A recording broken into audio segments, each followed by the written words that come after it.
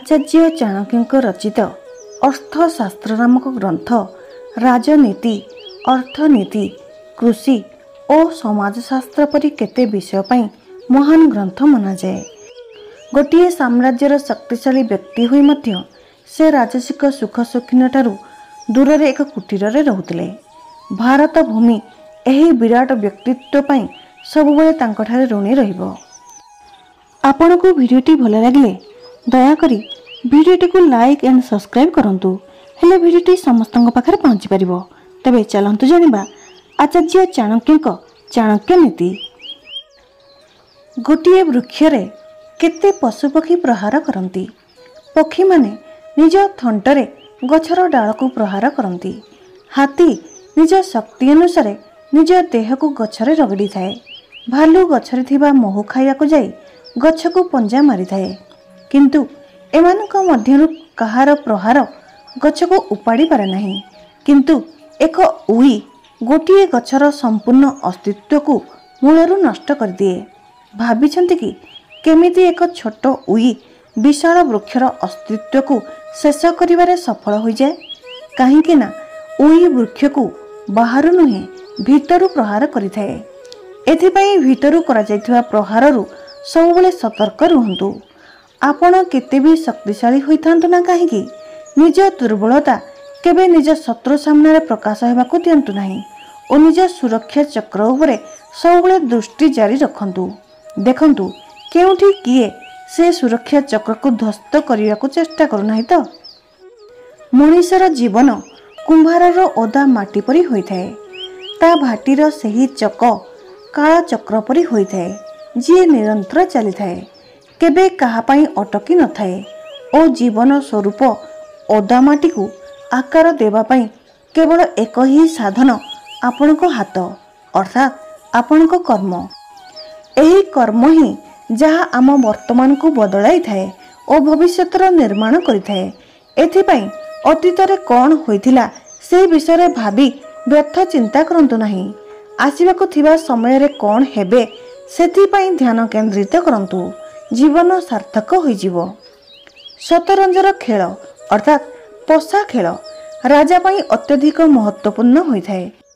किंतु एते महत्वपूर्ण हेबा परे भी गोटिए गोटी एक चाल रे गोटिए पाद आगकू बढ़ी थाए। केबे भाबिचंती कि एमिति काहेकि होइथाए? काहेकि ना सेही राजार सुरक्षा पाई अन्य सब गोटी सबुबले तत्पर रहिथांदी। वास्तविक जीवन रे भी गोटिए राजार निज सैनिक सह एही संबंध होइथाए। एथिपाई गोटिए राजा को सबुबले निज सेना रे एमिति लोकर चयन करिबा आवश्यक जी निज राजार सुरक्षा पाई, राजार मान पाई, राजार प्राण पाई निज जीवन निजर सर्वस्व त्याग करिबा पाई तत्पर रहुथिवो।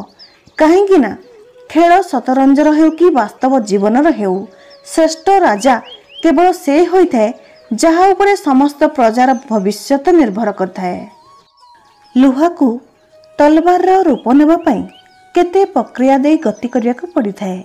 हातुड़ीर केते शक्त प्रहार सह्य करिया को पड़िथाए। विभिन्न साधन द्वारा धार दिया जाए और तीव्र तापरे जलिबा को पड़िथाए। एही सब को सहिबा परे ही तलवार बा खंडा निज अस्तित्व पाइथाए। एही परि व्यक्तिर जीवन रे आसीथिबा सबु समस्या दुख और पराजय व्यक्तिर अस्तित्व को आकार देइथाए। एथिपाई जदि तलवार उपरे शत्रु को धराशायी करिवार इच्छा मन रे रखिचंती तो सेही सबु अनुभव सामना करिया पाई सजग रुहंतु। जेउ कारणरू तलवार निज आकार पाइथाए, निज धार पाइथाए, तेबे जाई प्राप्त हेबो विजय। व्यक्ति को जीवित रहिबा पाई सबुठारु अधिक आवश्यकता केउ वस्तुर होइथाए? भोजन, जल, श्वास नेबा पाई वायु नुहे।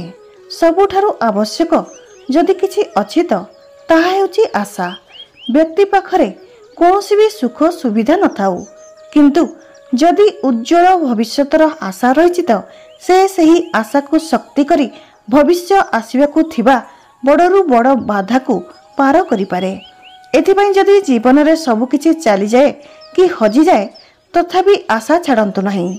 स्मरण रखंतु आशार एकमात्र किरण घनरू घन अंधकार को दूर करने पर पर्याप्त अटे। जदि अचानक आमठारू कौनसी सहारा तुटी जाए बा हजि जाए तो एमिति प्रतीत होइथाय कि समस्यार अंधकार छाई होई जाइछि। एमिति समय रे आशा छाड़ंतु नहीं। निज इंद्रिय और भावना उपरे नियंत्रण रखंतु और मार्ग खोजिया पई प्रयास करंतु। मार्ग स्वतः मिल जिवो।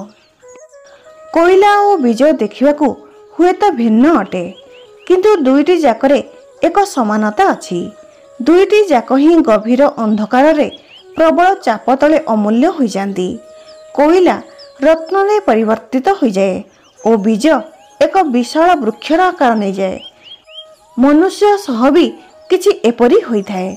जदि मनुष्य प्रबल विरोध सम्मुखरे दृढ़ होई ठिया हेबो, गहन अंधकार रे भी मार्ग खोजिबार प्रयास करुथिबो, चाप कष्ट को सही सेथिरु निजको मोकळाई पारिबो तो तेबे जाई से महान कुहाइबो। प्रकृत भोजन ताहा होइथाए जहा ब्राह्मण को देवा पर बंची थाए। प्रेम सही सत्य अटे जहा अन्य को दिया जाय थाए। निज प्रति जो प्रेम होइथाए ताहा नुहे। बुद्धिमत्ता हेउची ताहा जहा पाप करिबारु अटकाई थाए। प्रकृत दान हेउची ताहा जहा देखाइबा बिना करा जाए। जदि मनीष ठारे परखिबा शक्ति न थाए तो से अमूल्य रत्न को गोड़र धूली रे पकाई रखि थाए और घास को मुंडरे धारण करिथाए।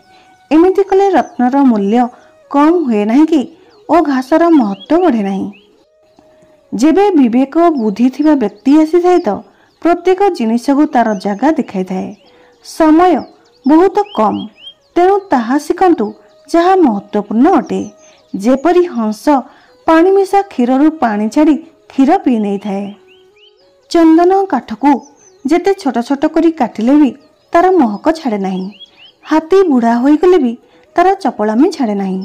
आँख को जेते चिपुड़िले भी निज मीठापण छाड़े नहीं। सही परी उच्च कूलरे जन्म होइथिबा व्यक्ति निज उत्तम गुण को छाड़ती नहीं। तांको जेते दरिद्रतार पीड़ा सहिबाकू पड़ुना काहींकी। क्रोध साक्षात जम अटे।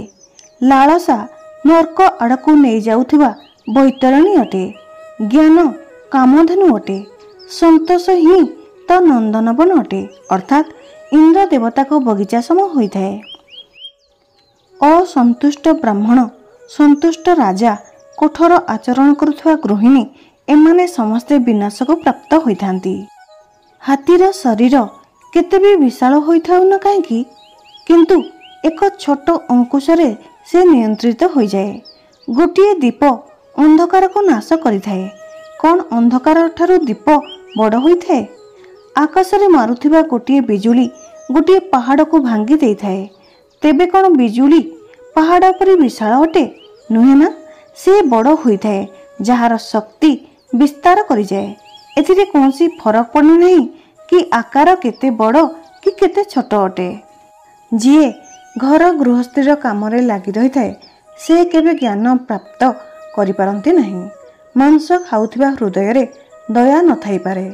लोभी व्यक्ति केबे सत्य भाषण करि पारंती नहीं और जड़े शिकारी ठारे केबे शुद्धता न थाई पारे। गोटिए दुष्ट व्यक्ति ठारे केबे पवित्रता उदय होई पारे नहीं। तांको जेते बुझांतु ना काहेकि। नीम वृक्ष केबे मिठा होई पारे नहीं। आपण तार शिखा ठारू मूल पर्यंत जेते घी और मिठा छिंची दियंतु पछे आपण 100 थर पवित्र जल रे स्नान करंतु ना काहेकि निज मनर मैला को धोई परिबे नहीं। जेपरी मदर पात्र को जेते गरम कर नियंतु पछे से पवित्र होई पारे नहीं। आपण को वीडियोटी भल लागिले please like, comment, share and subscribe करंतु। जय जगन्नाथ।